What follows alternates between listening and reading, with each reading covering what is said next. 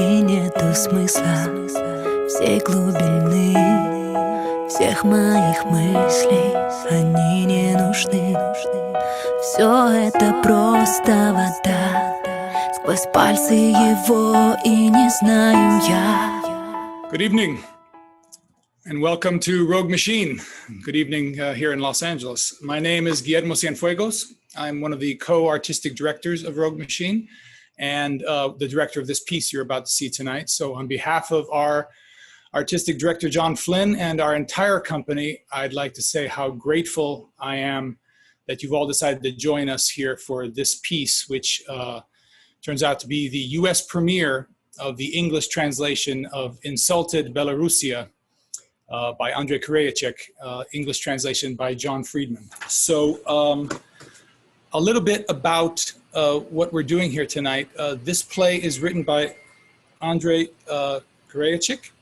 I don't know how much any of you are aware of the situation in Belarus. I know that I, for one, was not very aware, nor was much of our company when one of our members brought this play to us. The playwright wrote this play very recently while in hiding, and he just escaped the country of Belarus.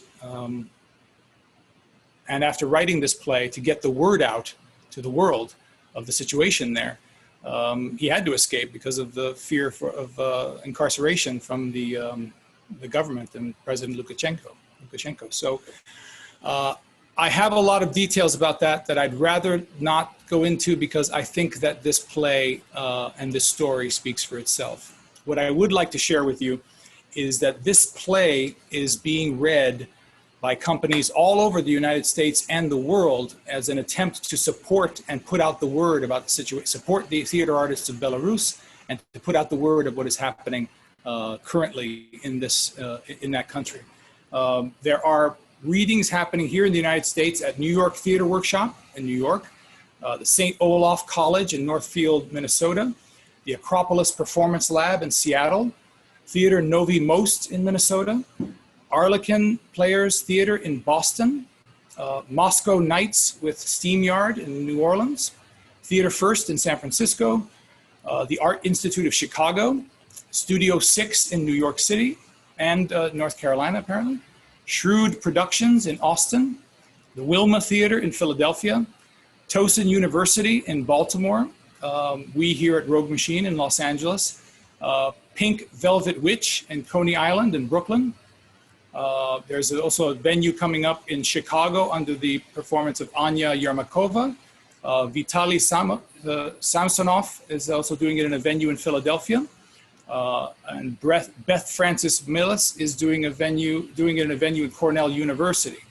It is also coming soon to the Department of Theater, University of Illinois, the Department of Theater at Loyola Marymount University here in Los Angeles, Zhenya Mironova, that'll be read on Sunday the 27th, Illinois State University in Normal, Illinois, the Formal in Bay Area, California, Wheaton College in Norton, Massachusetts. And it's also being read in Scotland by Nicola McCartney, putting that together in October. In England, it's being read at Artell and Exeter. It's being read at New Perspectives Theatre in Nottingham. It's being read at Slung Low, a company called Slung Low. It's being read in Norwich, an independent group in Norwich, and the Centre for Contemporary Theatre in London. It's also being done at the Dublin Theatre Festival, the Lyric Belfast in Ireland. In Russia, it's being done at the Free Flight Films. In the Czech Republic, it's being done at Olomouc State University. In Slovakia, Romana Maliti is going to be done at a venue there in the Czech Republic and Slovakia. Translations are underway in France and Poland. It's being done in Georgia, Tbilisi, Georgia, at the Akhmeteli Theater.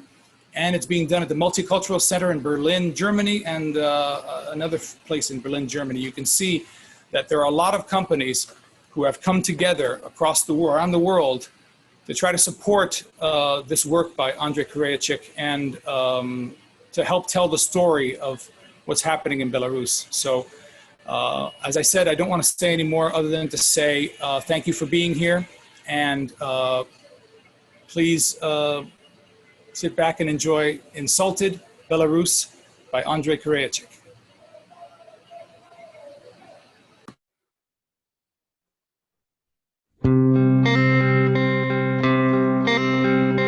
Помню себя в подростковом пальто. Мы шалопутными были мальцами, но подлецами не был никто. Где вы учились? I hate theater. Never been attracted. It's a bunch of crap. Bull crap. You see it, what good is it? What is it, entertainment? Full-grown adults monkeying around, baring their bare butts, laughing at something. Hee, hee, ha, ha. What smart person is going to act like that? It's all fake, it's stupid, scooping off. Look at those foreheads, those huge arms and legs. You could plow a field with those. Put somebody like that on a tractor, he'll plow a good 10 hectares for you in one day, maybe more. And these women, I don't want to have babies. Go make babies. Go make borscht. State will support you. That's being useful. But what good comes from a painted up guy wiggling his ass on a stage? They're all vermin. What can I say? Vermin, scum of the earth, traitors. They feed out of my hand, then bite the hand that feeds them. I fed them all with my left tit. And they, traitors. And that's why there are no theaters in villages.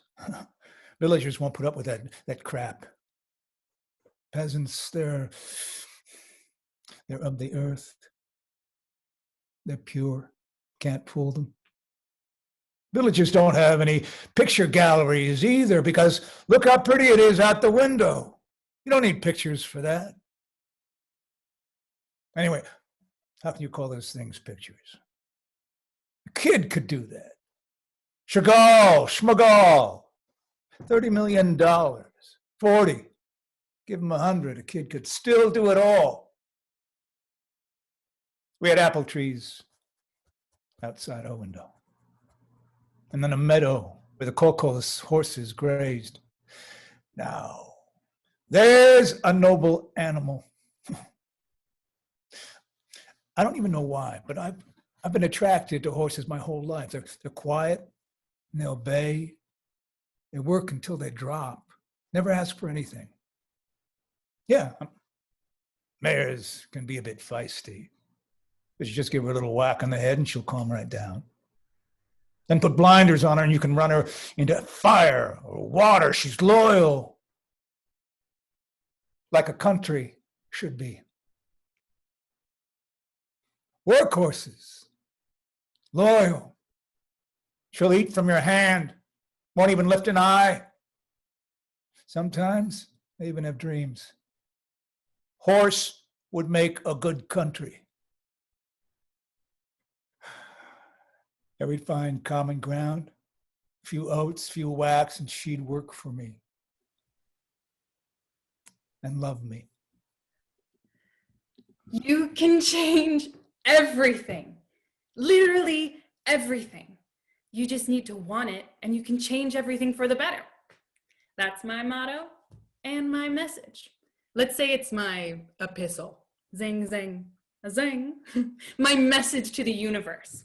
I love sending messages to the universe because the universe answers. It is so cool. Lena, are you searching for cheerful positivity? Here you are, Lena. Here's all the positivity you want. I'm from Grodno. Grodno is like the west of Belarus. It's kind of like Belarusian Europe. There were Poles there before the war. Our city used to be really pretty, but pretty old. Everything was Soviet and falling down. Now, even Poles come and are knocked out by our Grodno. We wanted to do it, and we did. Or take manicures, for instance. I used to do pearl. I shield away from bright colors. Then I just went ahead and did it. Red, white, red. a really pretty combination. Red, white, red. Very fashionable. That's our national flag. That was my wedding manicure, by the way. You thought it was mine? No, I'm still a freelance girl. You know, I'm accepting offers. Casting? Just kidding. It was my sister's wedding, Maria. It's okay for her. She's already 21. A very formidable lady. I'm so happy for her. Oh, universe, you love us. It was planned for August 9th, a Sunday, just a super day. Her guy is really cool, from Ukraine, super tall, an athlete, runs every day, and he's good looking, of course. Nah, I was kind of jealous. Ukrainians are so hot. Lvov is like my hometown. I love everything about it. The Java and the chocolate. I'm not even afraid to go into the trendy Masach or Krivka cafes. If only the whole world was like Lvov. For the wedding, I asked to be let off as an observer in the 9th voting precinct. I made a deal with another girl and she replaced me. They didn't let us inside anyway, because of coronavirus, they said. No observers allowed. Anybody else? Sure, but not observers. So we just peered in from outside. True, they taped paper on the window. It's really funny. All the windows are normal. Just the ones for voting commission are taped up. It's really stupid. So we just counted the voters. How many went in, if they had white bracelets. That was a sign of change. So far, nothing adds up. We saw 30 people go in there, but they say there were 126. That's just stupid. A mistake. How can you fake things like that? Oh, yeah, Batman wins it! Batman wins it! Batman's champion, baby! Woo! All the cities know it. Every house, all us hooligan fanatics, we'll put fear in you. Huh? What you grinning at, sucker? Want a kick in the ass? Oops, sorry. My bad. No, I overdid that. The match is over. Well played all around. A real bonus for all the black shirts. Yo, see this nose? Busted twice. Oh, and this scar right here, that's from a Dynamo crowd whacking me with a flagpole. 13 stitches, blood was everywhere. None of you should have seen us drink with them after. Hey, bros, you guys are hardcore. I love you. I mean, you got to respect your opponent. You want to fight, fight. But fight fair. You don't hit kids and leave the girls alone. Don't gang up 2 and 3 on 1. Don't call the cops. And the main thing, if you take one in the kisser, don't bitch about it later. Beyond that, wail away till your heart's content. No. Not like that mustachio guy. Look, I got no problems with someone showing off he's strong. But fight fair, asshole. Your fat face is always smeared all over the TV screen, and you're always making all your flunkies sing praises in your ear. Let somebody else have a chance. Then toss all the votes on the table. Here, all you faggots and masons, count how many voted for me. Count them up and shut up. I answer for every vote. But no, this rat comes slinking at you under the table, stabs you in the back. Anybody who's against him, anybody who raised a head, they all got prison terms. Yeah, everybody laughs. In 26 years, not one single honest person ever opposed him? I mean, nothing but thugs, thieves, and criminals? I'm fucking sick of them. Fucking sick, I tell you. 26 years. That's how long I've been alive. To the day. I've loved soccer my entire life. Just as long as I have absolutely hated that bastard. I used to binge play Counter-Strike. Well, maybe not binge. I wasn't supposed to play for long, but I'd sneak my notebook under my blanket and play. Later, I stopped doing that. Counter-Strike. Later I got hooked on Dota. And Dad, Made them take my notebook away. Shit, last fucking dictator in Europe. All the kids played, it's no big deal, but that's how he is. Well, you want to be like them? Like these guys? What's got in your head? Fuck, Dad, but everybody else can play. And then he starts up that same old tune. Oh, young people were the real deal back in the old days with the Young Communist League and the Student Construction Brigades. How they just loved marching lockstep. How they defended villages in Afghanistan. How we milked cows and drank steaming hot, fresh milk. I can't stand that milk. It smells like a wet dog. I get instant diarrhea.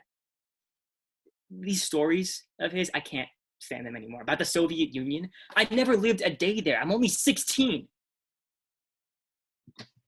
There was nothing interesting about it. There wasn't any internet. No smartphones, no tablets. There weren't even any decent movies. They did nothing but milk cows and binge drink vodka. I still play on the computer though. Yeah, I got a notebook from Vasya that I play on the sly to spite him. Vasya's my only friend. He's gonna be 32 soon. He can put out a rabbit's eye with a knife from a distance of 10 yards. He's very cool. Yeah, my bodyguard. Not even Sleepy Larissa knows about that. Sleepy Larissa is Larissa Nikolaevna. She makes sure I don't quit my schoolwork. She would take me to school and pick me up. She's nasty. And she's an informer. Sticks her nose everywhere. I know she steals my phone and shows Dad everything. Yeah. I heard them talking once. She and my dad. She checks my homework. I have to show it to her before I go to school. She tells the teachers what grades I get. So I hear them talking once. Dad says, he needs a woman around all the time. Like I miss my mother. Like you need to be a mother to him in some things, Larissa. How could somebody else be my mother? Sometimes I wonder, like, do I love him? I mean, I'm his son.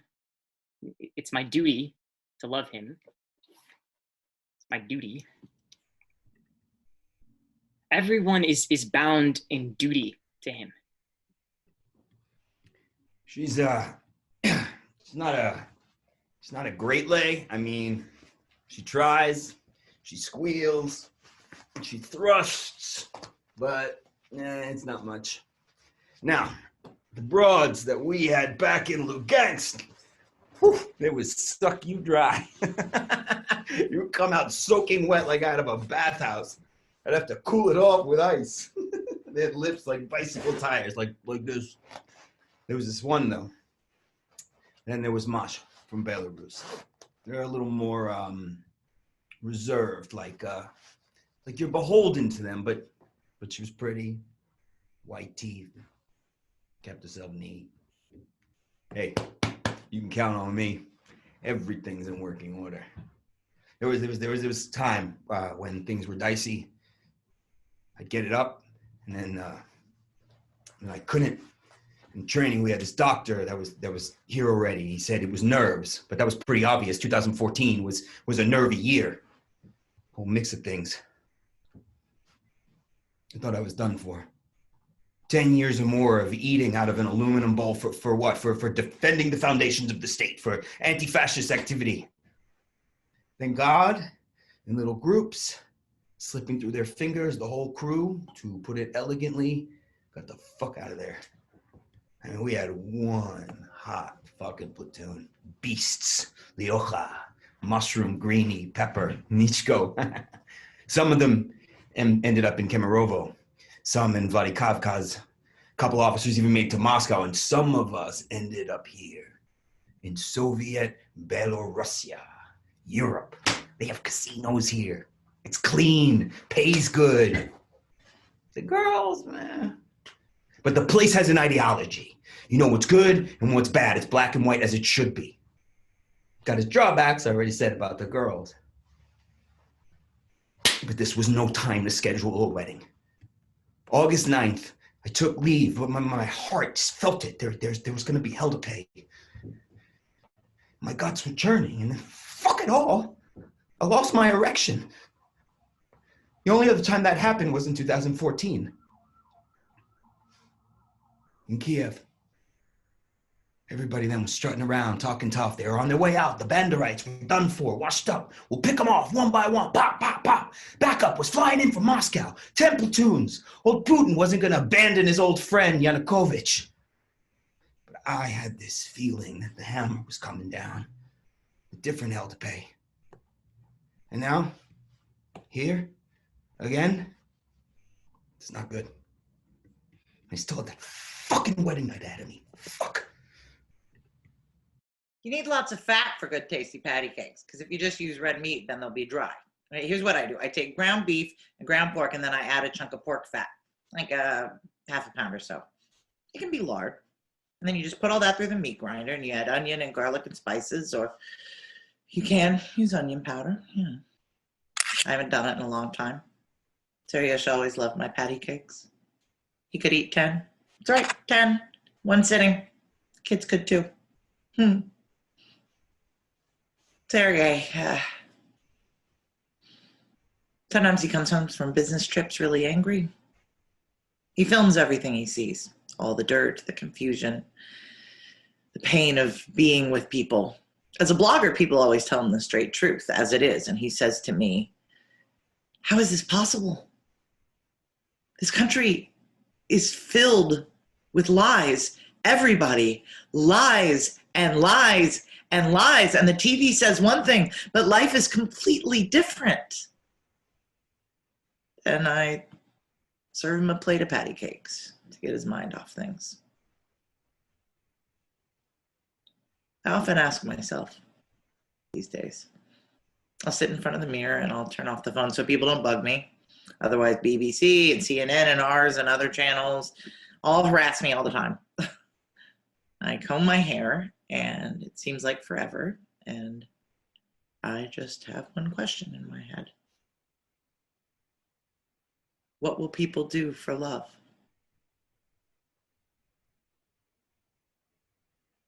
In the past, I would have said anything. Now, I don't think so. Not just anything. Die. Sometimes that might be the easiest thing to do. You die and you're gone. No more choices. The sacrifice is made. You gave your life. You fulfilled your mission. What if you want to live? And live for whom? For him? For yourself? Your country? The kids often ask, when will Dad get out? Mom, you're president now. Why don't you just let him out? What am I supposed to answer? I'm president, and I have nothing. I am in control of nothing, including myself. I have 37 years of service behind me. 37 years.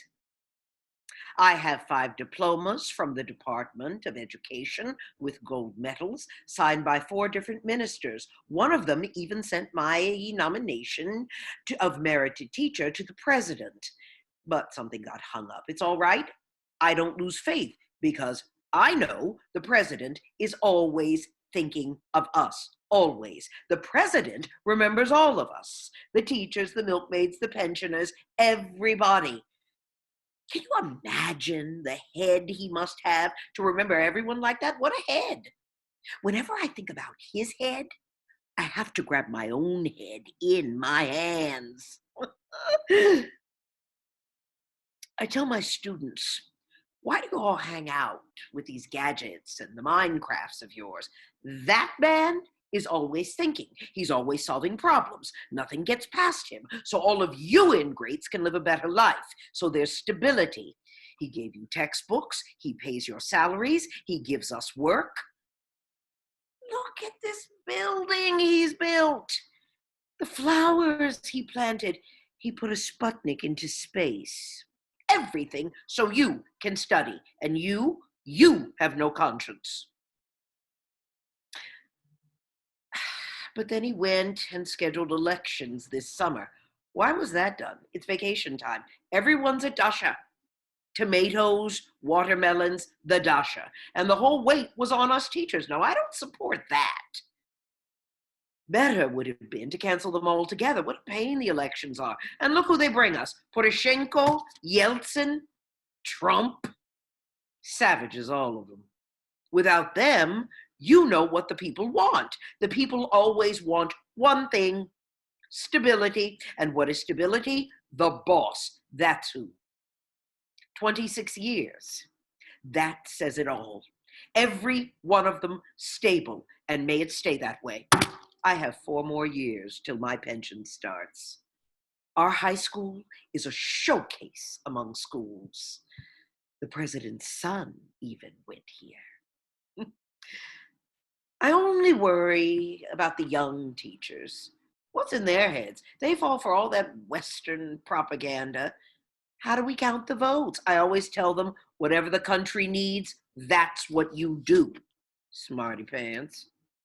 There are smarter ones above you. You want a job? Work. Take a teaching load and do it. But elections, though, that's our duty to stability.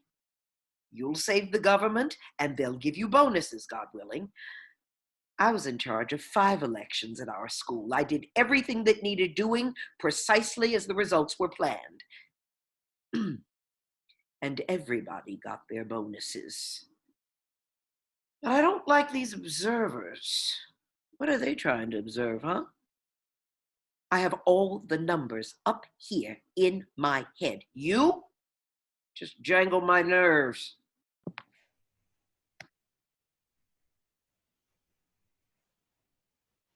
Where do I talk? Oh, the camera? Okay. Oof, wait.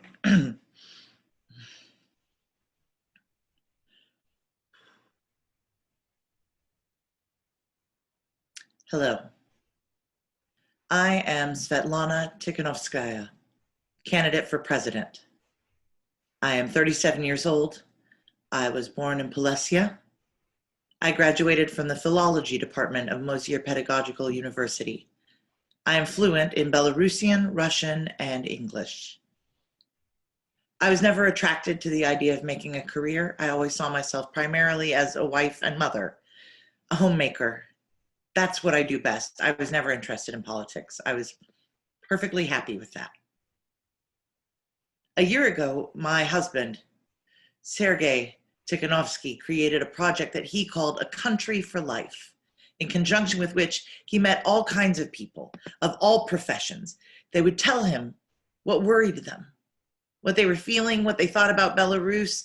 People talked about their difficult lives and shared dreams about life in a free, prosperous country. But what amazed me most of all was that the people who appeared on our blog were being thrown into prison. Can you tell me what that's about? Can we possibly make peace with such injustice? That is why when my husband, Sergei, was not permitted to participate in the election, I chose to replace him and march all the way to victory. Did I stumble? No, I can't believe I'm saying this. All the way to victory. For myself, my husband, for all of us, our children. As a wife and mother, I understand that it's one for all and all for one in the family circle, and I want it to be like that in our country, too.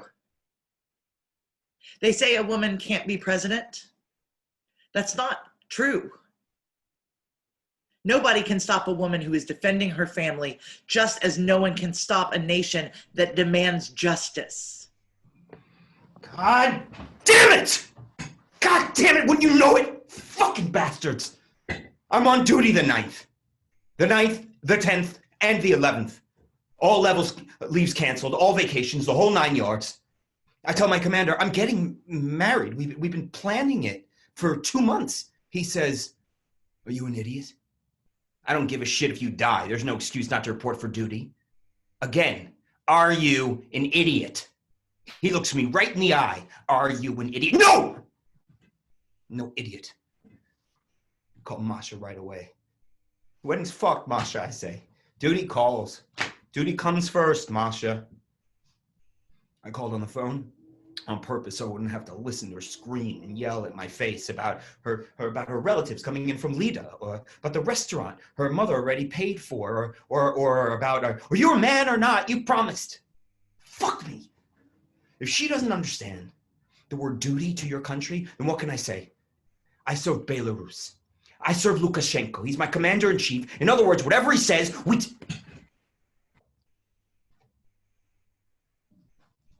our deputy political officer. Excellent guy. His every word burns. Bullseye, death to the enemy. Poles, Ukrainians, Lithuanians are our enemies.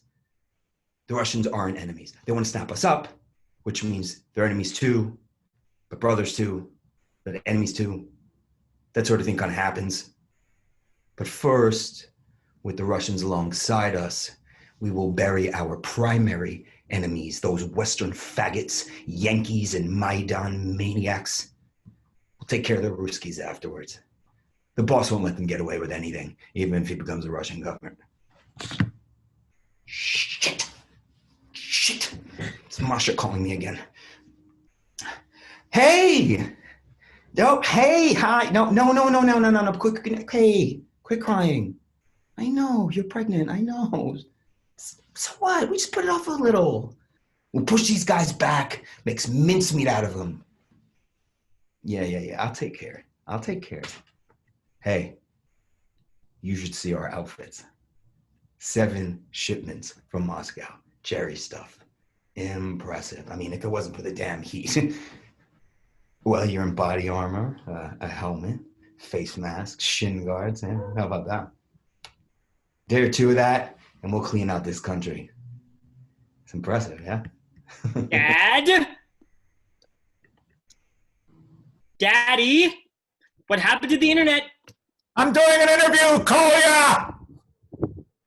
Dima Gordon is here from Ukraine. Pay no attention, Dmitry. You asked about my father. Yes, I think I saw my father once when he came home to us. I remember. He came home. I vaguely remember it. It's the only thing in my memory preserves. He was a very, very tall man, well over 6.5 feet. The police put me on notice when I was in elementary school. We had this gang of school kids who used to turn over benches. That's not of interest. If you don't turn on the internet, I'm not going to be president after you. Jokester. He's still a kid, what do you expect? He's the leader of the opposition in my house. I tell you something strange, Dima. Believe me, as an experienced president, you don't become a president, you're born a president. Damn! Why did I have that hairdo, manicure, and hot wax? Oh, why did I buy that dress? 367 rubles. That's 2 stipends. The wedding is off. Roma has to work. Turns out Roma works for the riot police, although he's Ukrainian. I thought he was just a policeman somewhere, you know? A street cop or traffic cop, but he's some riot trooper. So what though? They'll get married in the new Belarus. That's even better. Look at all of those people out there in their white bracelets. Universe, we are the majority. Our commission is tried and true. There's me and 2 vice principals, Kristalina Sergeyevna, Lydia Mikhailova, and administrator Igor Nikolaevich, and teachers from the lower classes. Okay, everyone? Listen here, I'm giving instructions. Get this right. Here are the numbers to memorize. This is how the count will go. You will take a ballot and show it to the person on your right. Lydia Mikhailovna is on my right. I show it to her, and I put it in the pile. I know my pile must have 206 ballots, so I build it up to 206. Now, Kristalina Sergeyevna is supposed to have 1,361, which will be in Alexander Gorgayevich's pile. Memorize the numbers for each candidate and put that precise number in your pile. Everything left over is declared void, defective, and that's that. Miss Kasatonova, who cares where the numbers come from? The higher-ups already did the count. Your 30-something brain cannot make these things add up. Okay, here's what we memorize.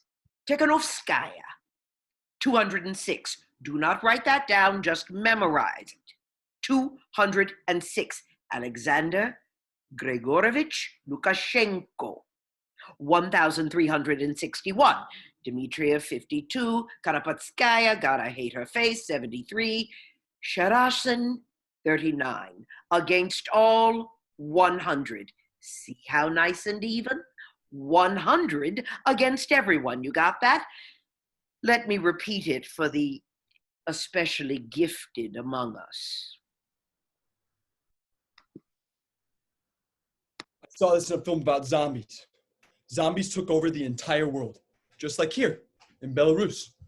You take a magazine, as fat as you can get, you wrap it around your arm and tape it. Huh? Now you got an arm shield. Come at me with your baton, huh? Yeah, it's a bit awkward, but it provides protection because he won't give up easy.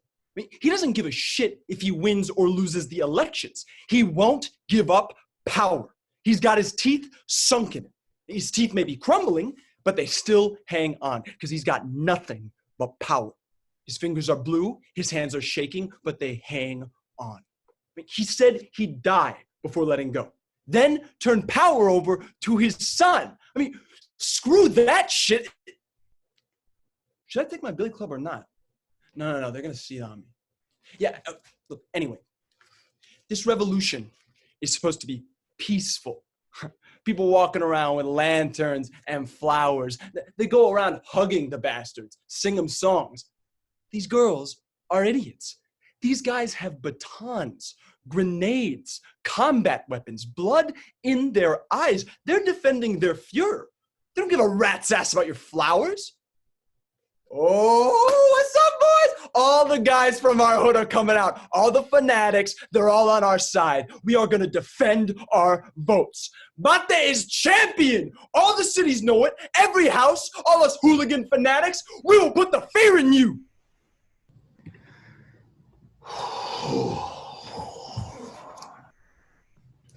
Okay, it's all good now. They sent in some good backups, very polite. I asked one, hey, what's your name? He says, Renat. I say, last name? He goes, no. I left my last name at home, he says. So where were you, Renat, when we were dodging the bullets of Banderite bandits during Maidan? He laughs, white teeth. Don't worry, bro, he says, breathe easy. This city will be ours tonight. Masha, just don't worry. I have great news. She won. I counted the bracelets. 1,412 beautiful, marvelous white bracelets. And we only have a few more than 2,000 people in our precinct. Do you realize what that means? Masha, she won in a landslide. We will have a new Belarus and a woman president. This is so cool. What idiot posted a recording of our rehearsal on the internet? Look me in the eye. Svetlana Viktorovna. You? Katsiarna? Did you do it? Kasatonova. Oh, Kasatonova. You think this is a joke? These are state secrets. You were entrusted to look after the interest of the state. You were given that trust, and you, look at what people are writing right here on the YouTube. Judases will throw you in prison. falsifiers. And for 20 years, I was never a falsifier. And now all of a sudden, a falsifier. I've broken the law. I have 4 years left to my pension, and I am not leaving the position of principal. And the president is right not to leave. You've got to hold your position until the end. You've earned it with spilt blood. All the ballots, self-indulgence, and nothing more, okay? Put the numbers I gave you in the protocol, hang them on the door, and let everyone else hang themselves. Riot police will get you all home. Damn! What a pain this internet is. We never have any problems at the residence here. Damn, Dad, why would you cut off the internet everywhere? All the games I play are online. Dota is frozen. Tanks is frozen. Dad says it's his enemies doing it, that it's Merkel's hackers knocking us offline. Then I hear my brother give the command to knock out Telegram with Chinese jammers. 100% down. I mean the Telegram app. My brother is like my father's right-hand man. Dad gave him the security council. He doesn't trust anybody else. And he can't stand his servants. Says they're stupid and they screw everything up, but they're loyal. But you gotta keep on top of things. If you make things too easy, then stop making them hard for them, then they'll get comfy and eat you alive. He wants my brother to serve me when I'm president, like a grand vizier. I say, Dad, let's do it in order. First you, then Vitya, then me. For some reason, he got really angry. Seryosha, do you hear me? Through the wall, can you get my voice? Can you hear me? Seryosha! Seryosha!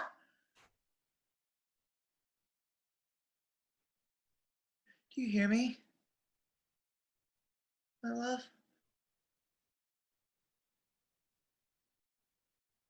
We won. We won, Seryosha. I want this stopped.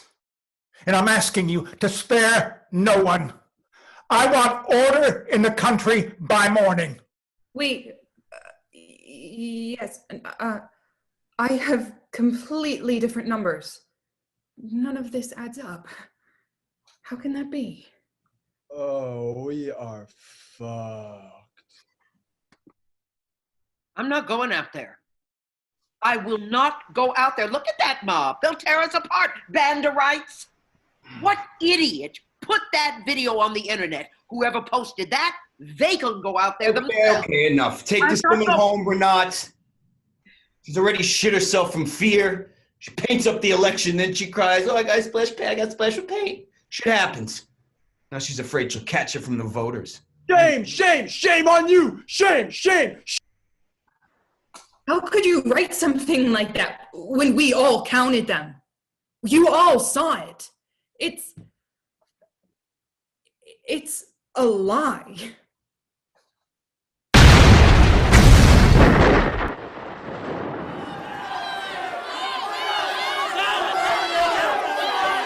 Thank you. Thank you, residents of Minsk, for tolerating me for a quarter century. A man who came to you from the provinces. Thank you. Thank you. Thank you, President Putin, for your victory. Congratulations. After all, Vladimir Vladimirovich, our homeland is one and the same, from Brest to Vladivostok. Throw Lukashenko in a paddy wagon! Throw Lukashenko in a paddy wagon! Go, go, go away! Go, go, go away! I'll answer that. Put away your telephone. I'm not going to hit you yet. We'll deal with all you before long. We're not surrendering the country to you! Let's grab this little lost sheep too. Hey! Stop, bitch! Stop! Yeah, you're a lively little fuck, aren't you? Twist her arms. Oh, you want to resist? Hit her in the face! Well, I'm an election observer. Oh, well, observe this, cunt! Shut your trap and into the paddy wagon, cow. I can't move that fast. Okay, okay, here come the Dynamo crew and the guys from Partisan. Hey guys, what's up? Oh, fuck, man, who gets who now, huh? Hey, I can't move that fast. I'm in heels. Oh, you stupid idiot. An observer in white dress and heels. Observer? You're a prostitute, slut. You're gonna suck everyone's cock tonight. Got it? And if even one of my boys doesn't come, I will personally stick my baton up your ass. You like that up the ass, huh? Hey, hands off the girls, you skull fucks! Hey, Renat! There's kind of a lot of them. A whole lot. Yeah, toss them a grenade. Excellent. Now pop a few of them in their guts. No. Not in the legs. In the belly. Give them these bastards a long fucking recovery. Good God, what is happening? It's war. He's unleashed civil war. They're shooting. They're shooting point blank. You can't shoot at your own people. I call on the whole world to intervene and stop this unprecedented violence. They were beating women. I mean, girls, women. I mean, fuck all knows. The grenade has thick, nasty smoke. It stings. They just grabbed everyone, threw them on the ground, beat them, and they mauled them a lot worse than our soccer fans ever fucked anyone up. They stomped bare women's legs with jackboots, stomachs with batons, faces with fists. They weren't just beating them. The girls are shouting and screaming, "Don't!" and they just keep wailing away. Then our guys joined in a chain.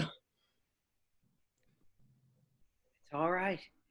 It's all right. It's okay.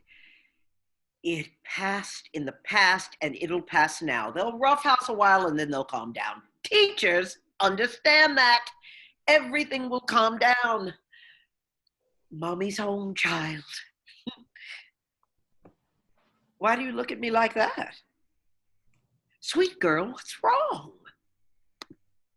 Vasya gave me body armor. Why would I need that? Is this a game? My nails are broken. White, red, white. My finger too, maybe. I can't move it. It hurts. Everything hurts. And that metal in my mouth, the taste of metal. Strange. I'm sitting in this paddy wagon. There's lots of us here. And I'm thinking how not to wrinkle my dress. It's an expensive dress. Sorry? No, I can't hear you. Who am I? A star? I'm sorry, I can't hear you. We freed 6 girls. 6. True, we lost a couple guys. The bastards pulled them out of our chain and dragged them off. Men, Bonte is with you! And that fat magazine works. They hit me as hard as they could. They would have shattered my bare arm to pieces, to say nothing of my head. But I gave one a good shot at construction foam in the face, sent that fucker flying 6 feet. Then our guys shut up. Oh, 50 of them. Oh, boys! They howled like they were at a Barcelona Real match. I went deaf. But did they ever unload on them? I mean, all we saw was the soles of their boots. I was able to give one a good whack in the ass. I thought he'd fall, but no, he just ran faster. Although they didn't run very far, he hid behind an armored personnel carrier. The boss ran tanks out on the streets. I mean, you should have seen these things. Straight out of Mad Max. I did not have you in my 40s for you to start teaching me. You think someone better will come? They'll close all the factories. You'll have to pay for everything. I have just 4 years to my pension, and I haven't been to the seashore in 15 years. You think we didn't live and don't want anyone else to? Ha! So be it. Everybody, all of them into paddy wagons. If you run out of space, stick them in the gymnasiums, take over the stadiums, give them something to remember for the rest of their lives. Authority here doesn't waver. Dad, what is freedom?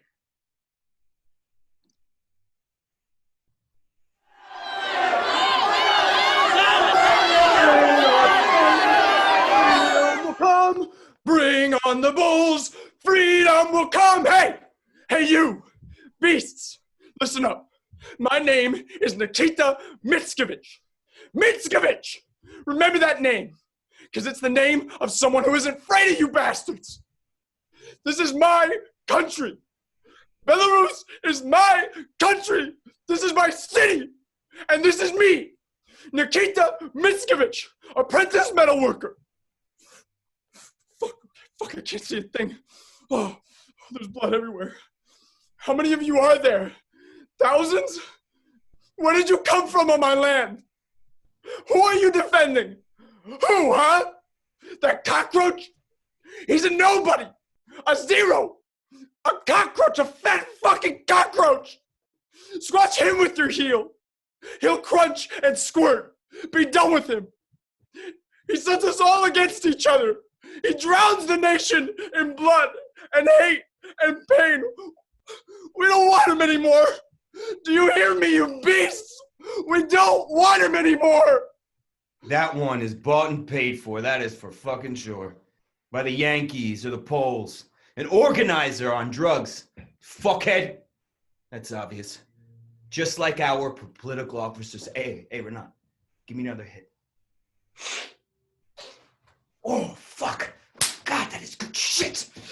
Nice little high, man. All it makes you want to do is beat and thrash and maul. I'm taking this guy down. Yeah, they sent us some excellent ammo. Metallic covered bullets. They rip through intestines. Flip a grenade under his feet. All these bastards. See what they feel when they film us on their telephones. Dad said 2 planes are ready? He bought one from Niazov. He was Dad's friend. His own people poisoned him. Not too shabby inside. The internet is always good there. And the toilets are genuine gold. That one's at the National Airport. The other, the smaller one, is at an airbase.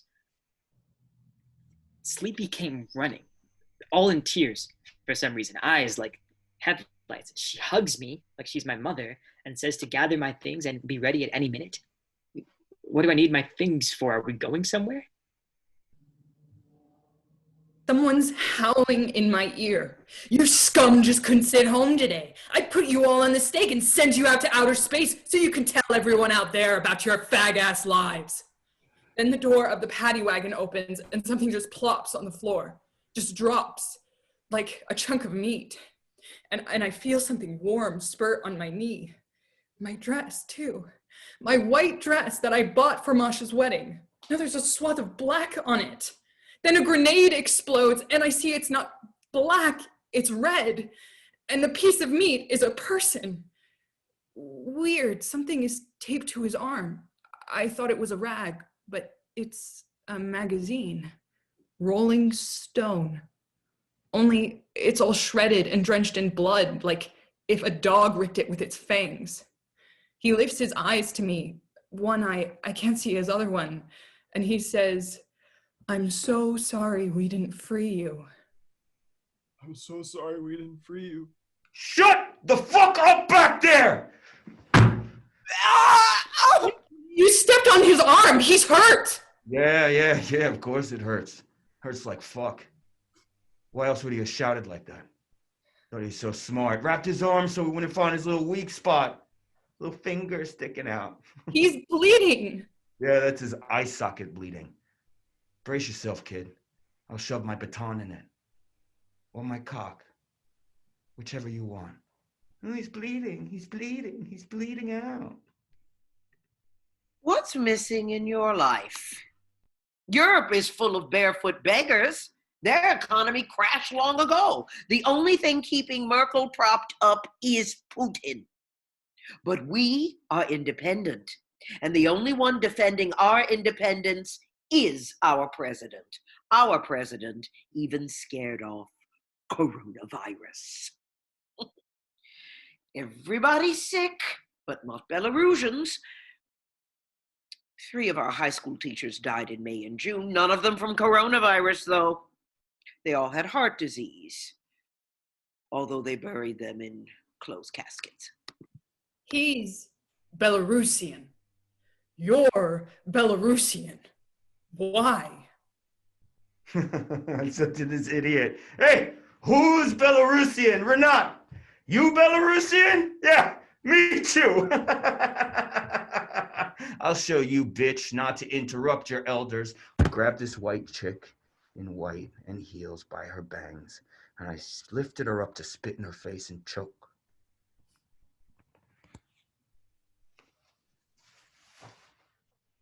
And it was her. Holy fuck. I crapped my pants. It was her. It was Masha's sister. This tiny little thing, smiling all the time, always cheerful. Gentlemen, let's play charades. Have you heard the new song by Spleen? Back in Grodno, this new little cafe open, just like in Lvo. She's the bridesmaid at my wedding that didn't happen. It's her. Only her lip is cracked, and she's covered in tears and snot. Fuck! What is she doing in this fucking meat grinder? This is scary. I'm scared. And her eyes just frozen from fear. Never in my life have I been so scared. His eyeballs were like 2 pieces of fiery coal filled with hate. There's nothing human in him. He stares. What is he staring at me for? I'm so sorry. We couldn't free you. Oh, thank God. Slaviansky Bazaar is on the tube. I can catch my breath. Stas Mikhailov, Galkin, Allegrova, Povali. Everything's calming down now. Thank you, Trump, for coronavirus, for masks. I'm in a mask. She's staring at me. She doesn't recognize me, even though we've been in company 10 or more times. Oh, shit. Oh, just a little chick. Nice, slender neck.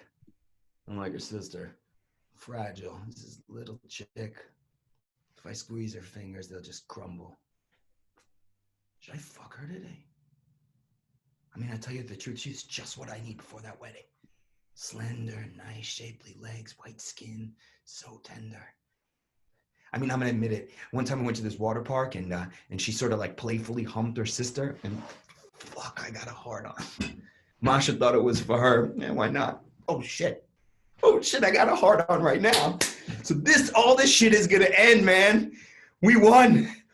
We're gonna win. Oh, the TV will announce the results.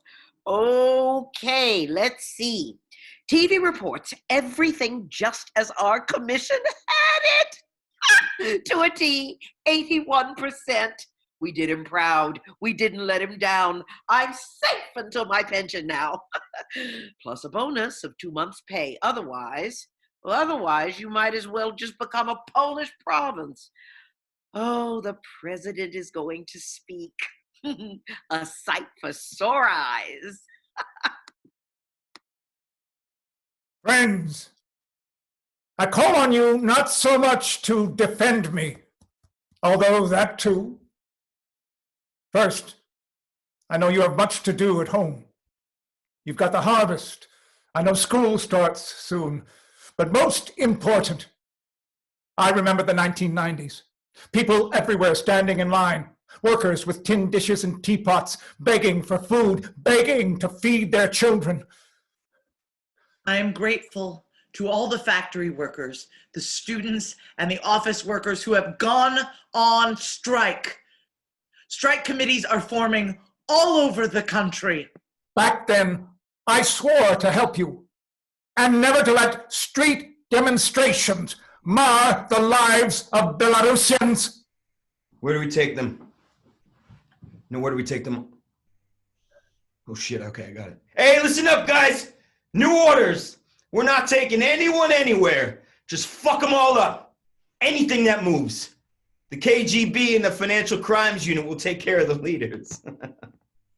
We destroyed everything God gave us.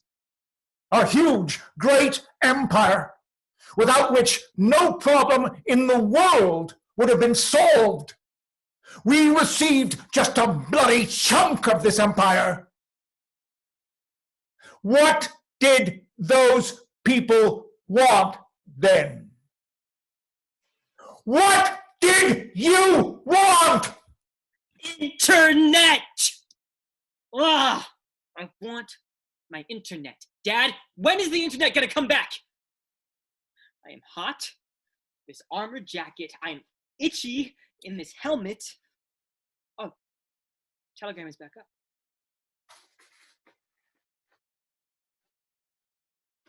Do you even know what's going on, Dad? It looks like a revolution out there. Neher is saying Minsk is rebelling.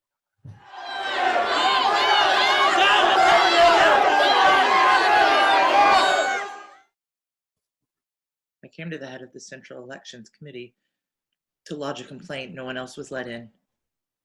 Only me.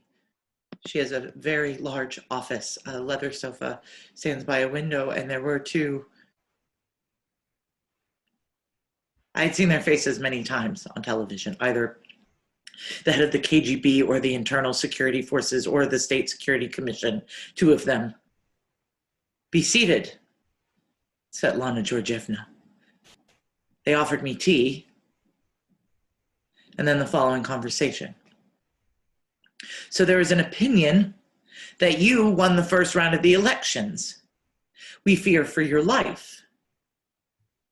And you have a 4-year-old daughter and a 10-year-old son. How did we miss them skipping out of Belarus in such a timely fashion? That means you won't be able to be all together to record a statement conceding that you lost the election, and then we won't be able to put your children up in an orphanage. I was silent. They alone spoke. The blood was pulsing through me, like right here in front of my ears, thump, thump, thump. So you leave us very few choices, said one of them. And then the other leaned over to me and said with a smile, so Svetlana Georgievna, we will now give you a piece of paper.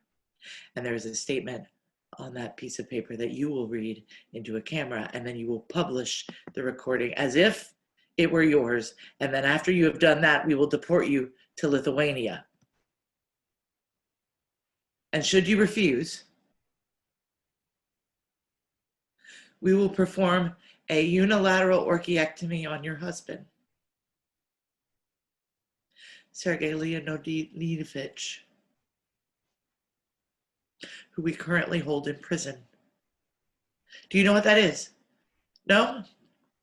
Let me explain. It is the surgical removal of the right testicle. We will keep it in a jar of alcohol for you. I thought it was daytime, but it was suddenly dark. I said something into the camera, I don't remember what, that I had lost, that everyone should just go home, that I conceded, and I spoke in the dark, and light returned only when I heard a quiet voice say in Lithuanian, "Good day, laba diena." A phone call woke me up, and I was having such a good dream. Right out of the movie Spring on River Street. I was back in the Soviet Union. Ice cream cost 28 kopecks, and sausage cost ₹1.30. Brezhnev was there. My sister in Borisov called. She said her son is missing, Nikita. He's a metal worker, good kid, athlete, a little wild maybe. She called and said he left home 2 days ago and there's been no news since. She called all hospitals, all the police stations. He was nowhere to be found. She couldn't stop crying. Svetlana Georgievna's son disappeared too, and Vera Nakalyevna's son from school number 39. I said that they had no business being out there on the street at a time like this. My daughter, Alina, see, she sits at home and reads books. She keeps out of trouble. Alina? Alina? Where are you, sweetheart? Alina! Oh, destroy the prison walls. You want freedom, then take it. The walls soon fall, fall, fall, and bury the whole old world. We sat the whole night, hunched over, kneeling on the floor of the school gym, our faces to the floor. Our hands were tied with construction ties. The guys were hung on tethers and beaten every hour. I've never heard such howls. High squeals almost passing into ultrasound. The girls were constantly threatened with rape. They wouldn't let you go to the toilet. Many just peed where they were, and a pool of blood and urine grew on the floor. It smelled really bad. But there was a child's drawing of the sun on the wall, and somebody had written, Vasya loves Olya, and they drew a heart. Vasya loves Olya. There is love, even in all of this horror. It turned out tough. Took 2 rubber bullets in the gut, intestines inside out, and the guy sings like it's a holiday, like it's his wedding day, and not mine. Oh, destroy the prison walls. You want freedom, then take it. The wall will soon fall, fall, fall, and bury the whole old world. Sleepy Larissa saw me looking at Telegram on my phone and reported it. Snitch. Now everybody's screaming and yelling again. Why are you watching that? It's nectar. Those images are all intended for the West. Nobody's beating or torturing anyone. Then that old song and dance about people being ungrateful. I took you in when you had nothing, when you all were in peasant boots, blah, blah, blah. I fed you, I led you into the world, and now you all have iPhones. As though we invented the iPhone. Steve Jobs did that in America. And in Belarus, that iPhone is not much more than a brick in hand because the internet's always being knocked offline and you can't watch anything.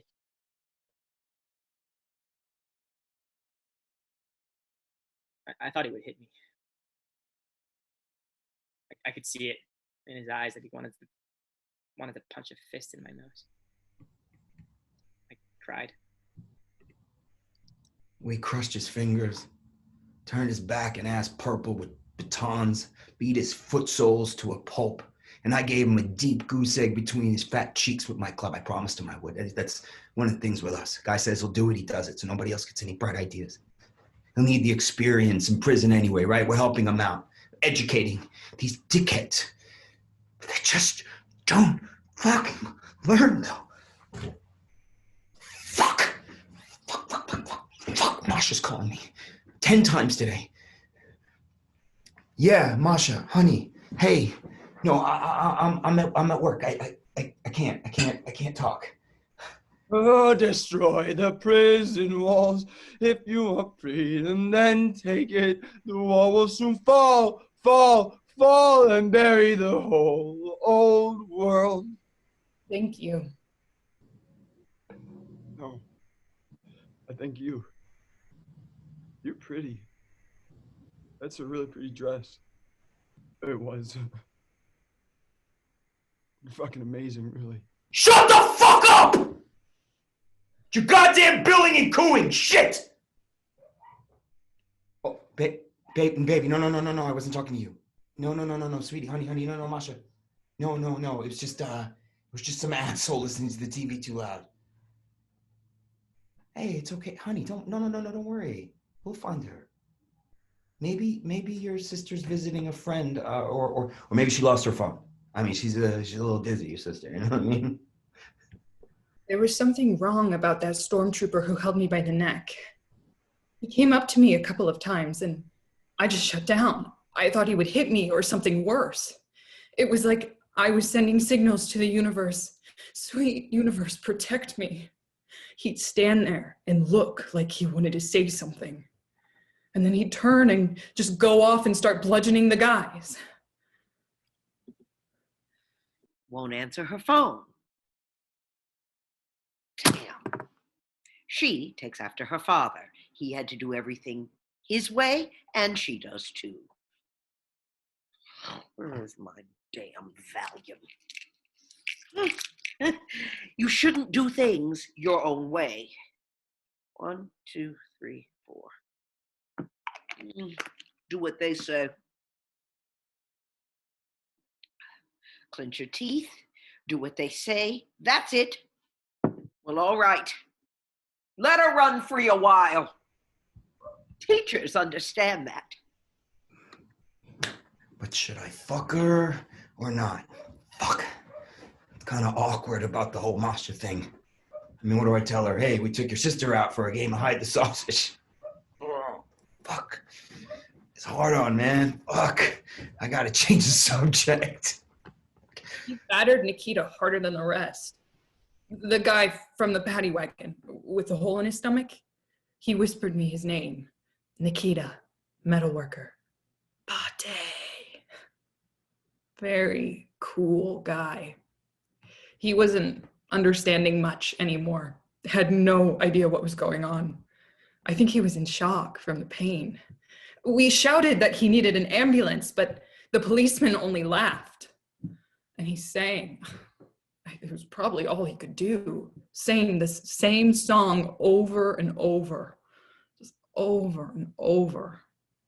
Meanwhile, outside, new paddy wagons were coming up all the time. Destroy the prison walls. You want freedom, then take it. The walls to fall, fall, fall, and bury the whole world. You know, Mom always said the family is sacred. Now let somebody else do her. Idiot, she knew where I work. Her sister told her Roma works for the country. What are you provoking me for, bitch? There's cameras everywhere.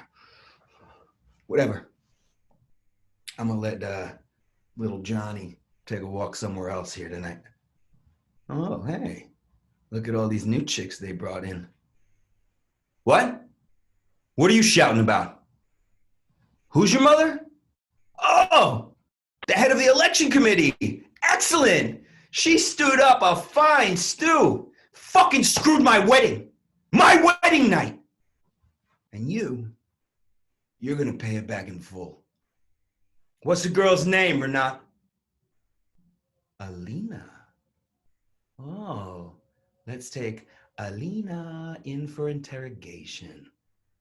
A good, lively one. I heard you law enforcement officials were rather severe, rather zealous on the streets. But who was it who started the violence? Did I start it? The authorities? They had to be stopped, these fascist thugs, insurgents, and their puppeteers.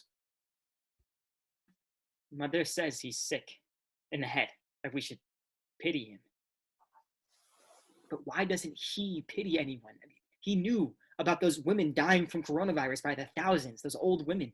He knows everything now. My friend Vasya says it's because of my father's fears. He's afraid, has been for a long time. He's very afraid of dying. And lately, he talks about death all the time, about being carried out feet first, about going right to the grave. I think he thinks he'll be murdered. I never saw them again. Neither Nikita nor that creepy trooper. What if I never see him again? What if they do what they threatened to? What if the KGB tortures us? What good is any of this if Seriosha is gone?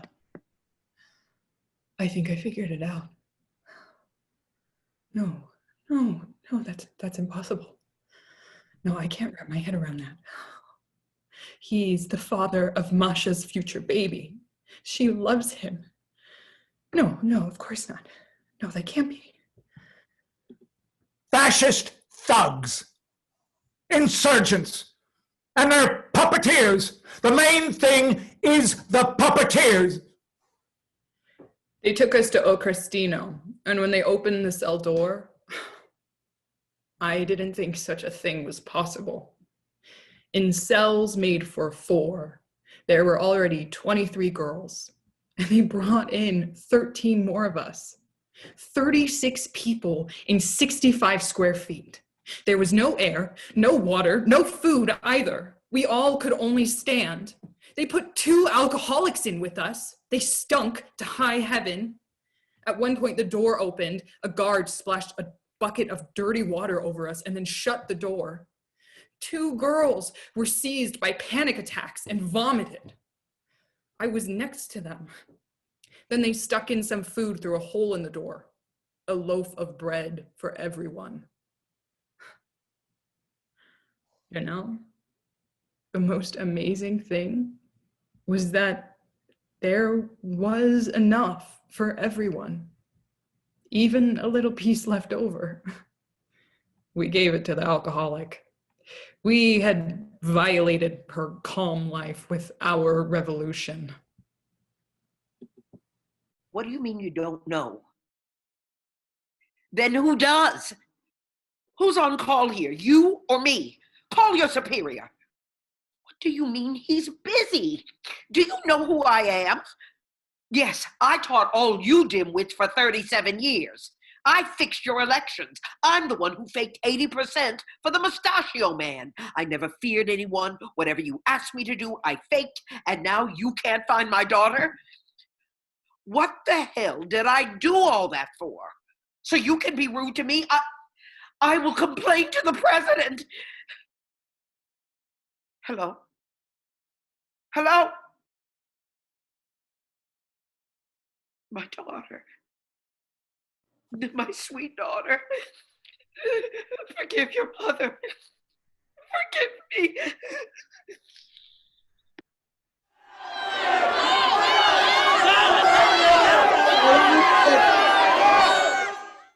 Belarusians, you are unbelievable. If you do in your first president, know that's the beginning of your end. Belarus will run out of champagne when he goes. NATO wants to send soldiers. NATO tanks are going to roll down our streets. You say they're sending in 2 more battalions from Moscow? How about we double up the attack and go for Ukraine too, to the music of Wagner? They want to put bast shoes on us and crack the whip over you. Bring on the bulls. Payback will come. Starting tomorrow, any striking factory, lock the gates. Don't worry. We'll bring in people from Ukraine and Kyrgyzstan and that damn theater. Fire them all. Villages don't have theaters. Cities don't need them. Dad, they've come really close this time. Grab your machine gun. Get in the helicopter. We'll come back when they leave. There's a lot of them. A whole lot. Freedom, freedom, freedom. They're shouting, freedom! Freedom, freedom. Freedom. Freedom. Dad, you still didn't tell me what freedom means. So, how much do they pay you in Russia or not? I used to think I would settle down here. It's calm, stable, none of that Western gay roper shit. There's casinos, the broads are, obliging. Now I get this feeling that they're just not gonna stop. I can feel it in my bone. I haven't had an erection for days, man.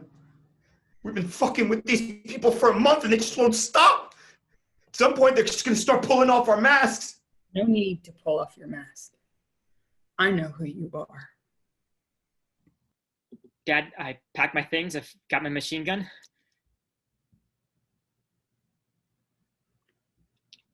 Rats, prostitutes, drug addicts, sheep, cannon fodder. You'll be on your knees yet, begging me to come back.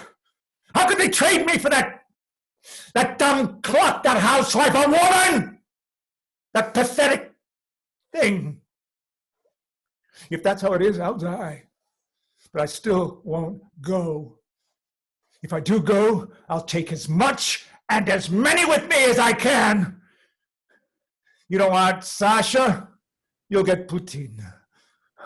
The wedding is off. What will a person do for love and for hate? Who do we shoot? It's easy, kid. You aim it at a person, a traitor, any traitor. You give him a good look, and you squeeze the trigger. Pop! Traitor's gone. It's easy, son. I learned to do it. You can too. I don't want your pension, and I don't want your job. Take back my diplomas and your stability and your flower gardens. Take it all back. Just give me my daughter, Alina. She has a weak heart. She has asthma.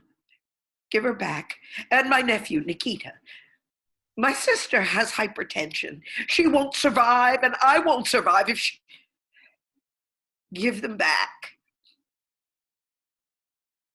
Give back our children. Belarusians, I thank you for the choice you've made. You are unbelievable. Well, we're not. I can feel it in my bones. When we go to back Putin, we won't fuck that one up.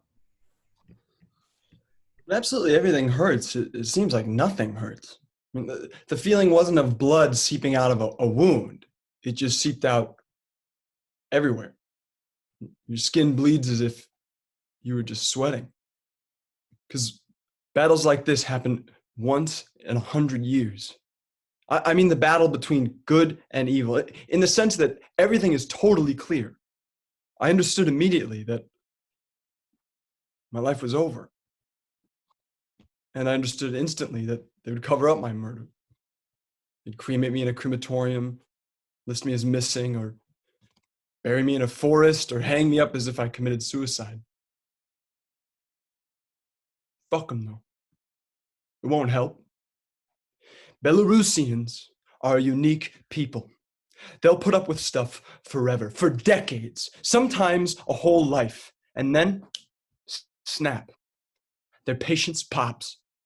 Belarusians have been insulted. And you can't defeat that kind of insult. Just like you can't defeat Bate, baby! Bate is champion! Woo!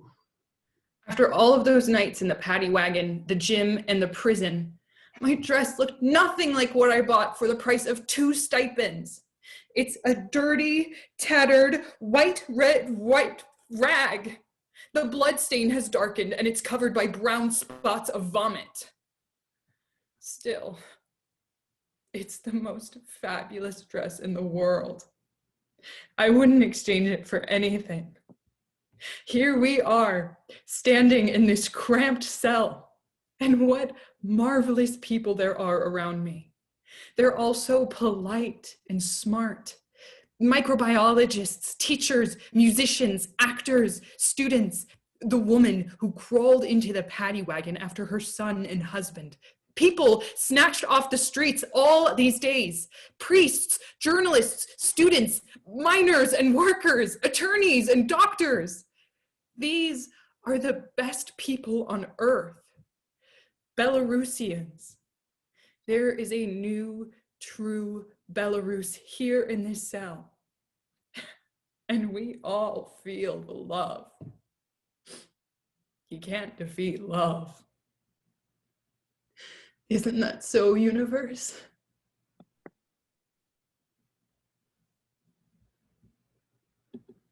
Hello. My name is Svetlana.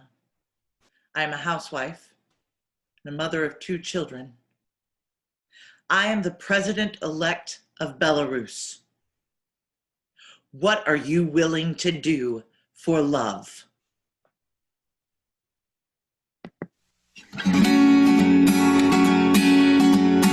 И он был натхненный и молодый, их незлічона было. И он на площади вел городы с песней, что близко светло. И запаливали свечки ему, плыл понад площадью дым. И он спевал, зруйнуем турму, яны спевали за им. Разбурим турмы, муры, бранишь свободы до бяры. А мой хутка рухне, рухне, рухне, и поховает свет старый. Разбурим турмы, муры, бранишь свободы до бяры. А мой рухнет и поховает свет старый. Ведали слово на памяти спел, несли по улицах так, что кровь кипела и гнев кипел, и сердце стукали в такт. Били 100 000 долоняў рытм, ворога убил наповал, и шли на муры во всем свете старым, а ён усё граў и спяваў. Разбуры, турмы, муры, бранишь свободы до горы, а муркулка рухне, рухне, рухнет и поховает свет старый. Разбуры, турмы, муры, бранишь свободы до горы, а муркулка рухне, рухне, рухнет и поховает свет старый. По всей Беларуси поднялся народ, свободу свою отстоять. Единою метою знявся наш дух, темру святлом разгонять. Браты, офицеры, мы один народ, мы разом живем на землі. Зробите сумленный выбор свой, не хочем мы. Thank you, everyone, for being here. And thank you to the actors for presenting the play. If I didn't mention before, I believe that our playwright, Andrei Kureichik, is present, as well as the translator, the English translator, John Friedland. To be honest, I'm not exactly sure how this works. So I am going to make it possible for our Michelle, who's managing everything here on Zoom, to yeah, I don't really know what to do here, except that we have some questions that if anybody has any questions, should they just turn their cameras on and ask the question? Or yes, that will work. If you have a question, you can ask the actors or the before we do that, it's obvious that we've been joined by the founder of the feast. This is Andrei Kureichik right here. And the cast. Hello, my friend. Well, I also see our artistic director, John Flynn. And so, hi, Andrei. Thank you so much for everything that you've done with this, putting this play out. We're so happy that you got out safe. And it meant a lot to us to try to tell this story. So perhaps, if you wouldn't mind, I'd love to be able to just sort of hand it over to either you or John and be able to let you say a couple of words. Is that okay? Oh, yes. Yes. Thank you, my friends. Thank you very much. For me, it's such a pleasure and such an honor to be with you today. And we are like have a long distance from each other, few thousand miles, but you know, solidarity of theater people all over the world. That what makes our feelings much better. I really, through all my life, for 15 years, I wrote plays and screenplays for movies. All of them were not so hard as this one. And I really thought that I never will write the play like this. But unfortunately, the events which happened made me to be with my people, to be with Belarusians, and try to reflect what happened through the art of theater. The nation, which was, I think, in a kind of sleep for 26, 27 years under the ruling of Mr. Lukashenko, now just wake up, and we see that the real heroes coming. Unfortunately, Mr. Lukashenko is very violent man, and we have unprecedented violence on the streets of our cities. When people just vanished, more than 80 people we cannot find. They just vanished. I think that they were killed by the special police organs. We see that our Russian neighbor now trying to use this situation to take the Belarus to make rebuild Soviet Union or something. But what is great that usual people believe that the freedom, the normal democratic life is what we really need now, and we are ready to fight for it in different ways. First of all, it's peaceful revolution, and we hope that everything will be great.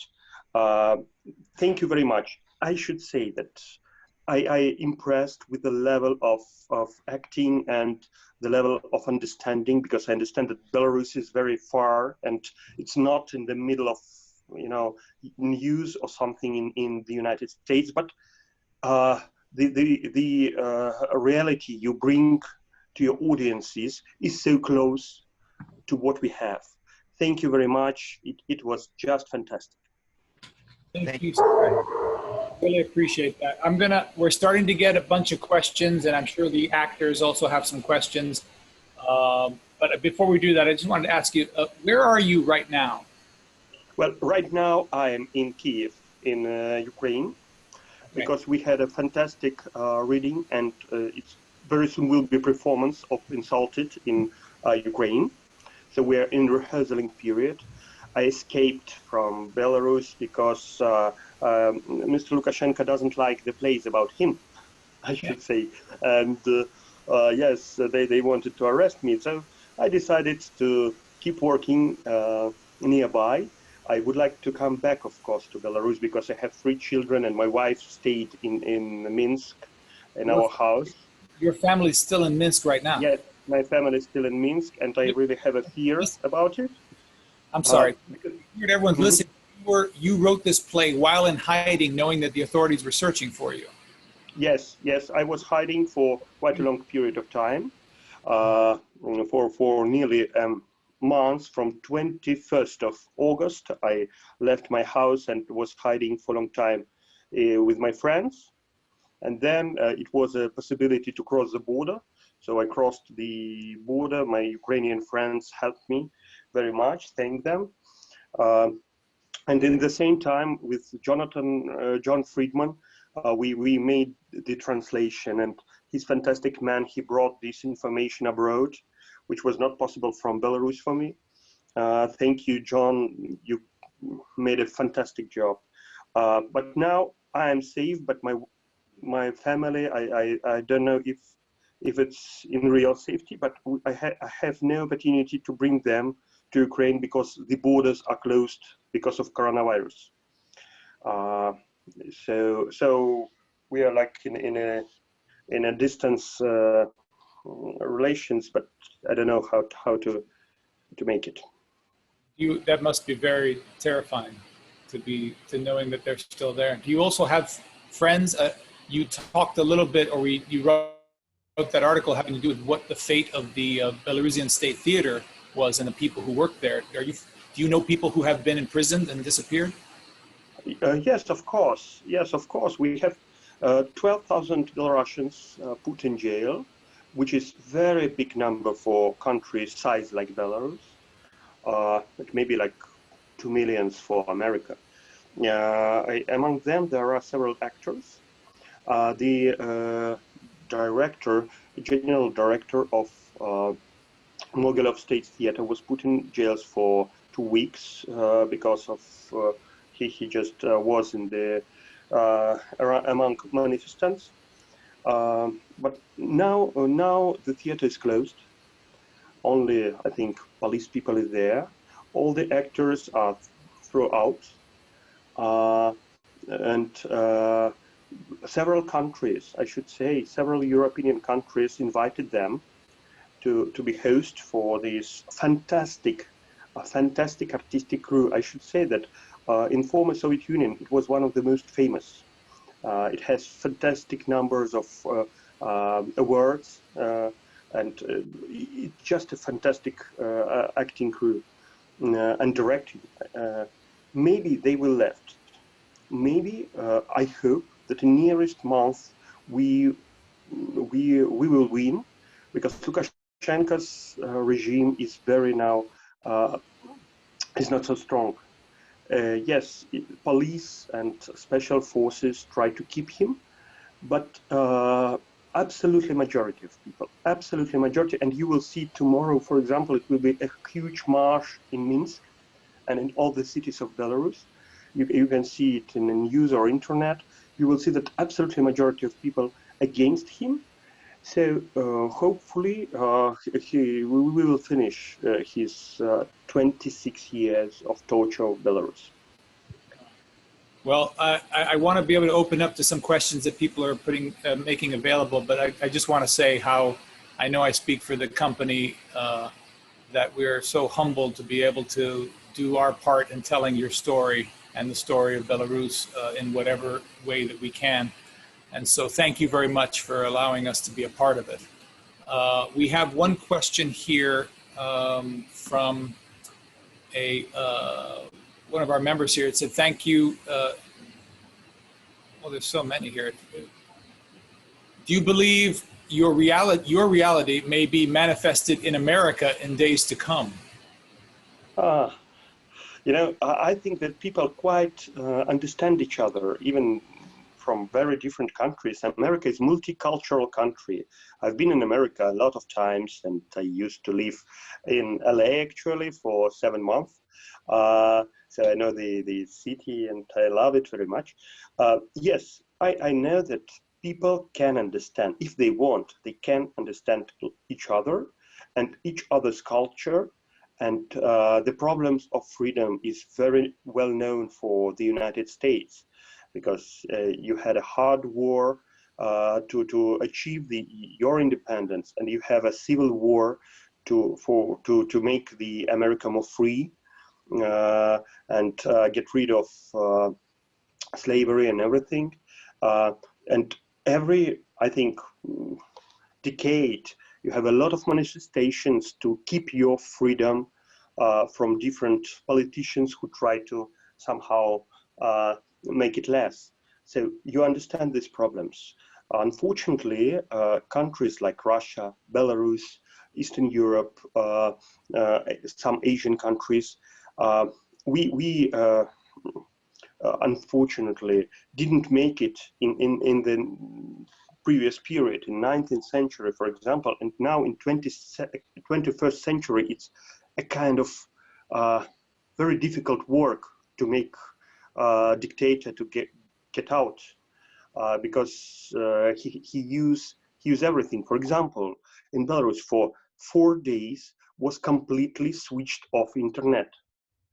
Completely. When I tell completely, it means not only emails or websites. It means banks and everything. It was, we just were like in 50 years of 20th century. And sometimes even telephone was not working. That's how he tried to just not give people opportunity to tell truth about these elections.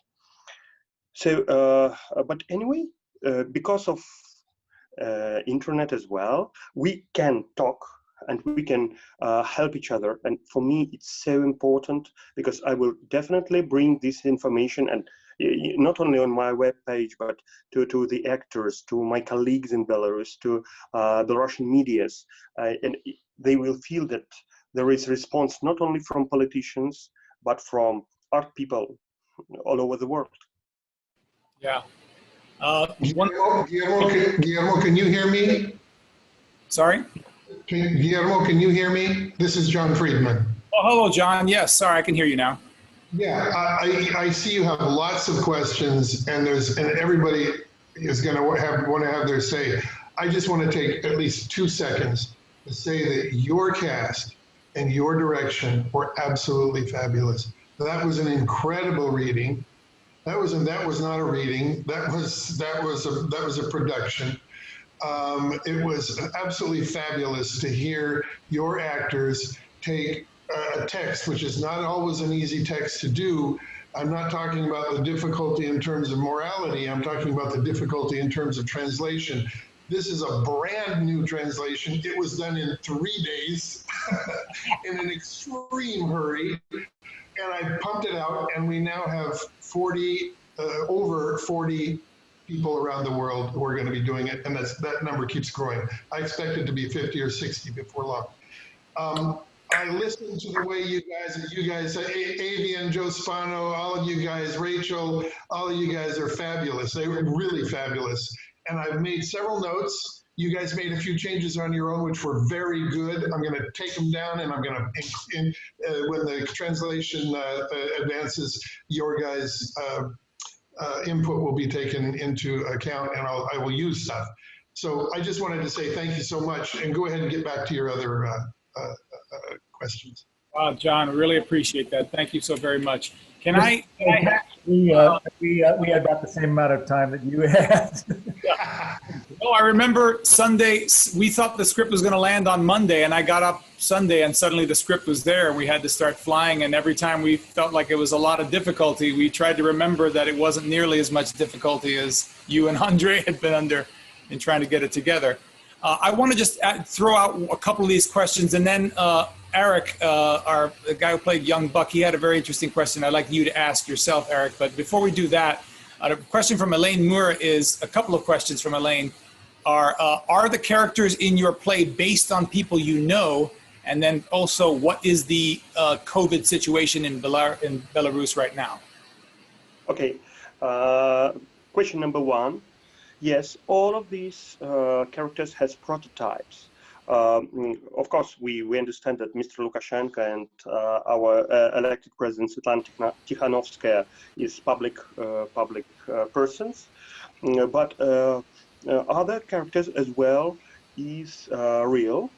For example, we had this event when video from electing committee was put in YouTube. It was and streamed to YouTube. So it's real lady with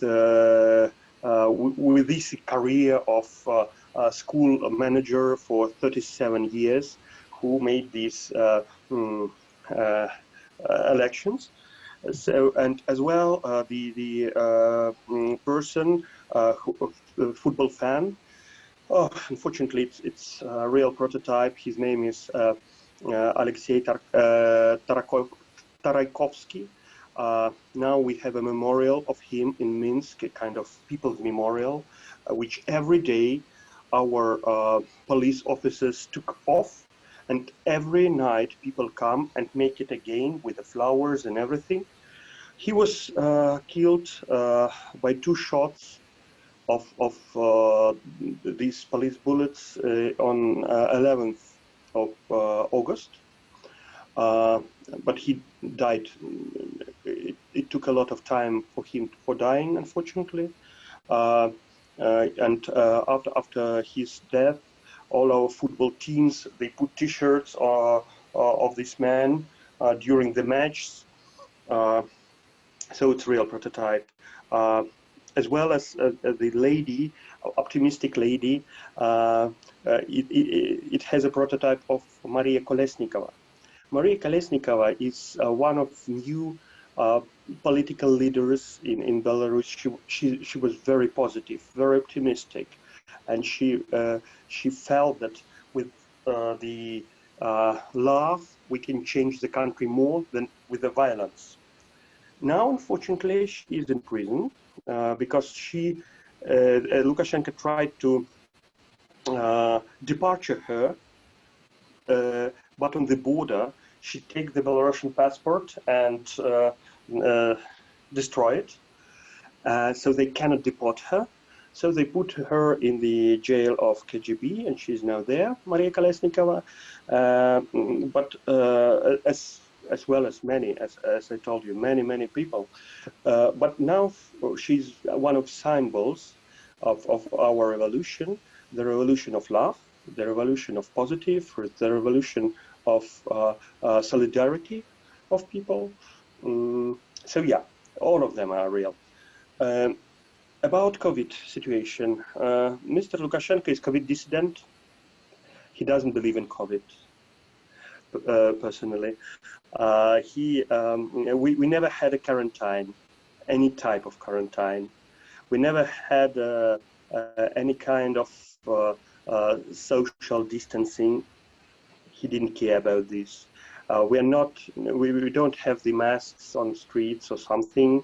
Nobody use it. He just said that it's not important and you don't need it and don't care about it. And of course, he hides statistics. Official statistics said that we have 700 deaths of COVID-19, but the statistic of overall deaths in comparison year to year shows that we have more than 7,000 real deaths. And all this information is hid from people. Only United Nations specialists have opportunity to see these statistics.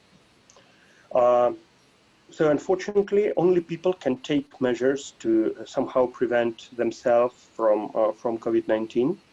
And I know that many people just try to be careful to each other, which as well makes a kind of new connections in our society. When not our powers care about people, but people care about people. Yeah. So we don't know real statistics of COVID right now. Aric, I wanted you to be able to ask that question, but I want to just ask one more from the people who are writing here. Betsy and Chris ask, a family member of ours was shot and killed by paramilitary for speaking out publicly about a corrupt government. I will hope for the best for you and your loved ones. Now that your play is so very public, how might it impact your wife and children who are still there? And are you able to speak with them, and are officials aware of this play? I speak with them, of course, every day. We have lawyers. My wife, of course, doesn't make any crimes or something could be punished because she is mostly work from home, and we have 3 children there. They're small, and I don't really think that he's so crazy that he will punish children. Nobody knows, of course, but I think that even in Belarus it will be too scandal. And of course we have a good lawyers to keep them in work. When the borders will be opened, I will transfer my family, of course, with me. Great. Aric, you want to ask your question? Sure. Thanks, Guillermo, and thank you, Andrei. First of all, at the risk of sounding like a broken record, I just cannot thank you enough for your generosity and your bravery to create something like this in an impossibly difficult time and share it with the world. It was really cool to work on it. I was just wondering, I know that American artists often mourn the fact that public funding for the arts pales in comparison to what you see in a lot of European countries. And we sometimes forget that can come at the expense, in the worst case scenario, of independence of theaters and other artistic institutions. So I'm wondering what your thoughts are, what the proper role of government ought to be in funding and supporting the arts. I think that not government, but people give money to government to support the arts. Government has no money its own. All the money it has, it's people's money. So, of course, we are, as a society, must understand the importance of the arts as not only entertainment, but the thing that develops people on the more high level, that brings some very important artistic values and just values, social values to people. So we must, as society, press our government to give more money for arts, and say that it's our taxes, and we want our taxes on the very good piece of arts for our children, for next generations, to make our society better.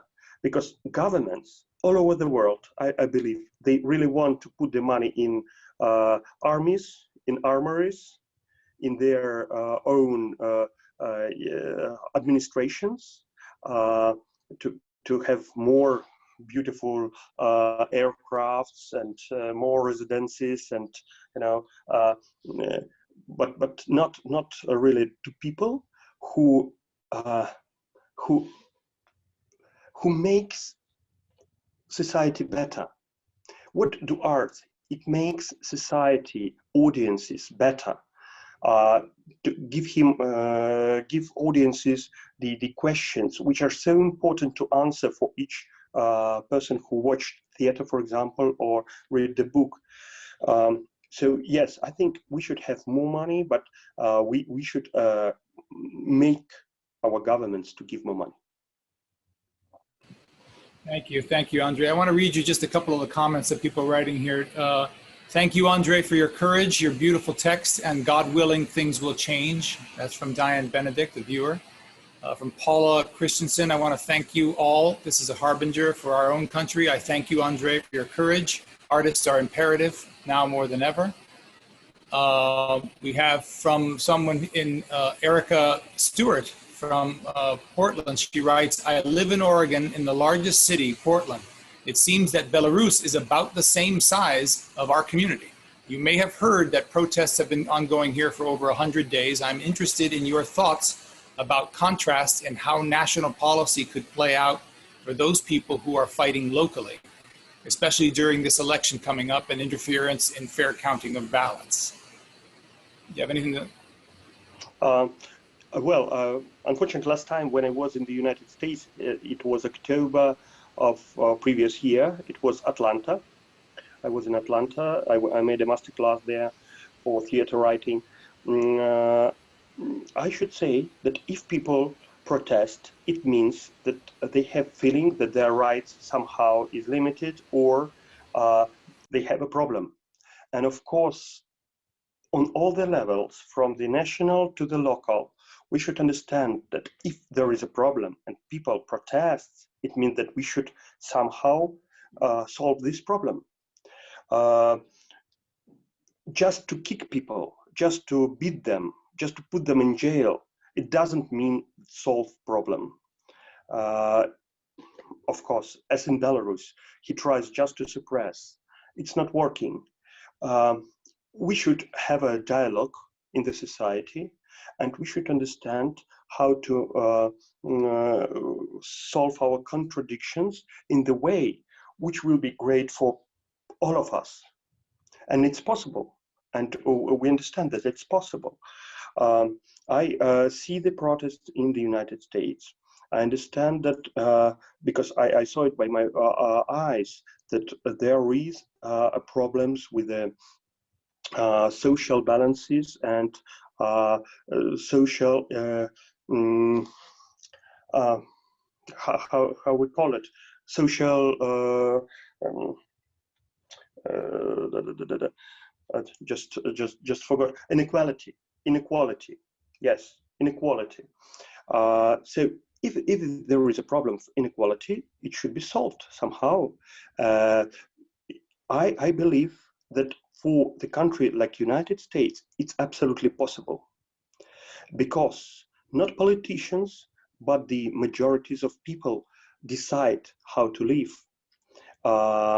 And it means that you can find something which will help to find this dialogue and to make all of you to live peacefully in the United States. That's what I wish to you. You are not enemies to each other. You people of one country, you citizens of one country. So of course you need to find how to live together in the peace. In Belarus, a different situation, because we have one person against all the people, and this one person takes the violence, put the violence to all the people. So it's very different. That's what I wanted to say. I want to ask you one more question that's in the chat, and then I want to open this. I'd like, Josh has a question that I'd love for him to ask you. And then I also wanted you to know that here present, John P. Flynn, he's the artistic director of our theater, Rogue Machine, that made a lot of this possible. So I just wanted, if John wanted to come in at some point to say hi. But this question is for probably both you and John Friedman. Jacob writes, do you need more translations into additional languages? Or more broadly, what kinds of things can be done by other interpreters, actors, producers, etc., in order to further the reach of this production? And furthermore, somebody else asked something similar, which was, what is the greatest hope of this piece? What would be the best, oh, that's Josh. What would be the base case scenario of its impact? Sorry, Josh. Anyway. Well, I would like to start, but I would like John Friedman, if he's here, to answer, because he coordinates all the translation all over the world and all the readings. But for me, it is the start of this insulted story was the solidarity. It was action of solidarity, actually, for me, with Belarusian artists and with Belarusian people. I just tried to take as many people around the world to the Belarusian situation to make them to be together, to be friends, to be somehow in the connection, because Belarus was always closed to the world. It was surrounded by the iron curtain. Nobody knew what happened there. That make these dictators so cruel, because he understands that nobody will know. But now we have opportunity to tell more about this to the world, and people actually very feel this solidarity inside. They now, because of internet, because of everything, they know that they're not alone, that people somehow in solidarity. John, do you hear us? Can you tell a little bit about? Yes, I do, Andrei. Yes, I do, Andrei. Let me say briefly then about the project and about reaching out. Are you hearing me, everybody? Yeah. Okay. Good. I just want to say this. I think it's a fascinating story. Andrei sent me the play on Wednesday, 10 days ago. I immediately, I hadn't even read the play yet, to be honest with you.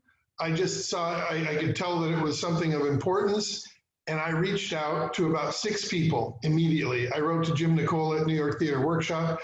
I wrote to Rachel Brunner in Los Angeles. I wrote to several other people that I know, mostly in the US, I think one person in the UK.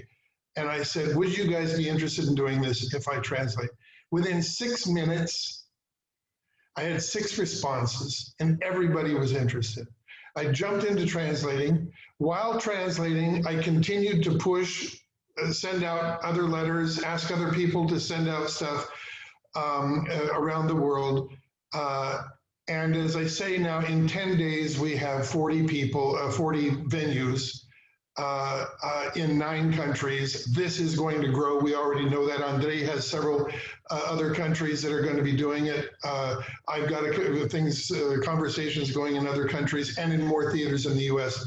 This play, I want to say this for Andrei, this is an extraordinary play because topical plays usually work for about a month or 2 months, maybe sometimes a year, maybe a season. Andrei, while watching the country burn down around him, wrote a play that is going to last. This is a universal play. This play will become a national play. I know this, knowing the Slavic people. This play will become a national, a play of national pride in Belarus. This play is going to be performed in Belarus for as long as Belarus lives. As people have noted, the parallels with the United States are extraordinary and frightening, to be honest. And everything that goes on in this play could be happening in the US in 2 months. Could be happening. There's little bits of it already in Portland, little bits of it already in Chicago, little bits of it already in Washington, DC. This is a universal play that's going to last a long time. So ask you, the question was more or less, you know, do you want to see this thing grow? Yeah, I want to see everybody hear this play. I want this play to go all around the world because I believe it deserves it. Yeah. Great. Thank you. I guess somebody was asking, I don't know what any more that's in the chat, but if anybody in the cast has any specific questions for you or for Andrei, or if John Flynn wants to say something.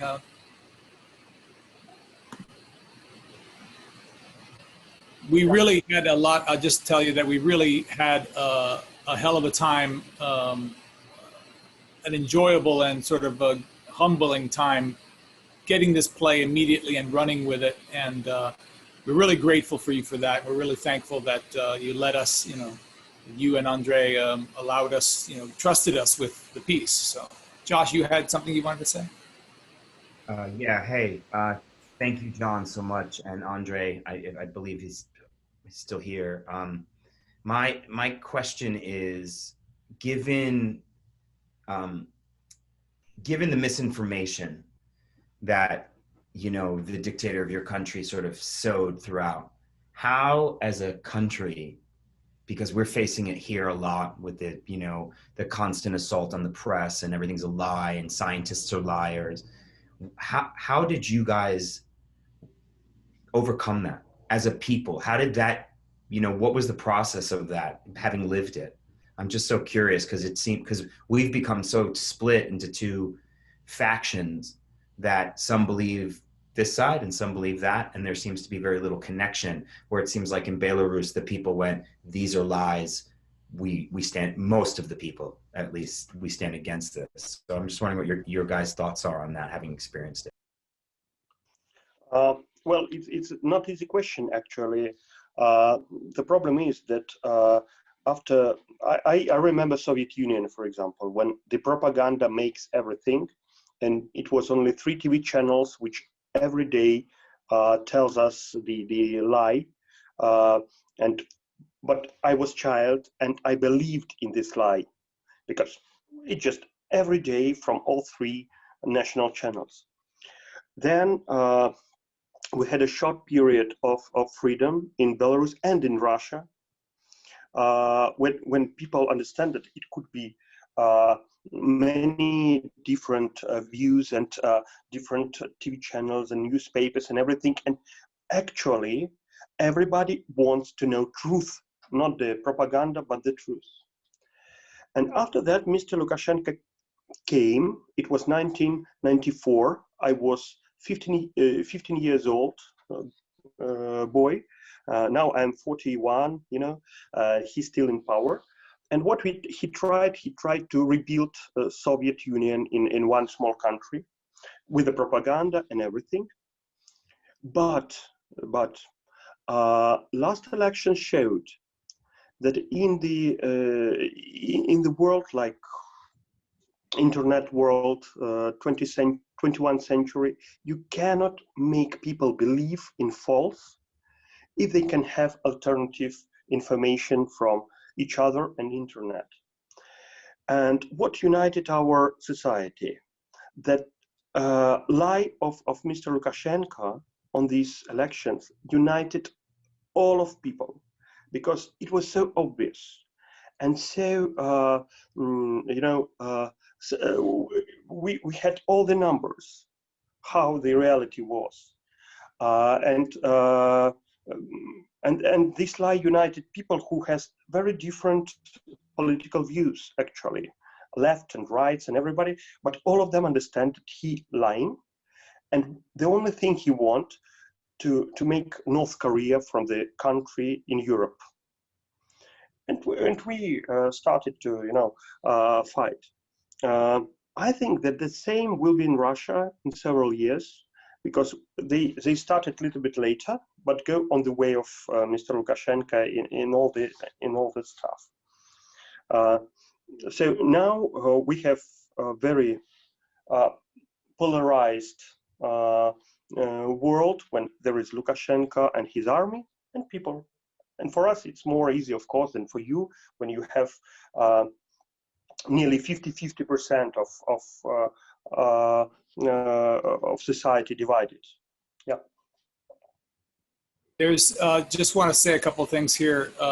Paula Christensen had asked if the play has been translated into Spanish, and John, just in case you didn't see this, Paula, John Friedman, our translator, wrote in the chat, contact me. So obviously there's an interest in trying to see this be translated in as many languages as possible. Spanish, for me, I think I'd be really happy to see that happen. Oh, Spanish is great. Yeah, we don't have a Spanish. Yeah. Oh, that's wonderful. Translation. So yeah, I'm glad we can try to facilitate making that connection. Also, someone asked, where can I read the original? I assume that means the original written in Belarusian or Russian. I'm not sure. No, it's Russian, but because actually most of people use Russian here, and I was from Russian language family. But some heroes speak with, let's say, Belarusian accent. We have a kind of Belarusian, how it's called, well, rural type of Russian, which is kind of half Russian, half Belarusian. So, yeah, that's why John made a fantastic job, because he doesn't know, or it's very difficult to know these kind of specific dialects, but everything worked. Yeah. Is there some place that people could read it in its original Russian? Or I assume there's readings that are going to be happening on Zoom that are in the original. Of course. Even in the United States, we have, John, how many readings in Russian? I think one was in the Boston, at least 3, but maybe few. There's one has already taken place, and there will be at least 2 more. Great. At least 2 more, yeah. John Flynn, our artistic director, do you want to say something?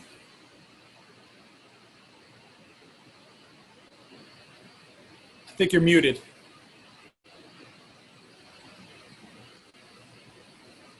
Still can't hear you. Sorry.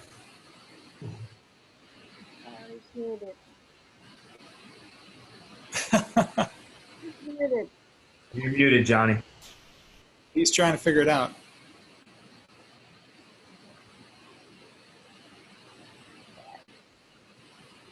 Probably not. I don't know what the deal is there. Michelle, did you? Yeah, for some reason it's not unmuting, John. While you're figuring this out, can I ask this one question? This is from Simon Levy, our pal Simon Levy, who's with another theater here in Los Angeles, The Fountain. He asks, what is the percentage in Belarus of pro-government people and anti-government people? Well, it's quite difficult to understand, precise numbers, because social, how you call it, social investigations or social polls are forbidden in Belarus. But what we have on this election, it's nearly 70%, 75 for Svetlana Tikhanovskaya, and 16 or 18 for Alexander Lukashenko. So it's like 70 to the rest. Yeah. That's one thing I can't figure out. Why didn't Lukashenko just say that he won by 55% of the vote? Why didn't he just try to say that? Because it's very easy. Because Mr. Putin won his referendum on constitution for 80%. And all the dictators, they cannot be worse than nearby dictator. Yeah. So he had 82 or 81, you know. That's funny. Yes, we have a lot of humor here about this as well. John, you with us now? Am I? Yes, you are. Good. I just want to say thank you to you. Oh my God, we lost the whole cast. Lost me again? Oh, you're back now. You're back.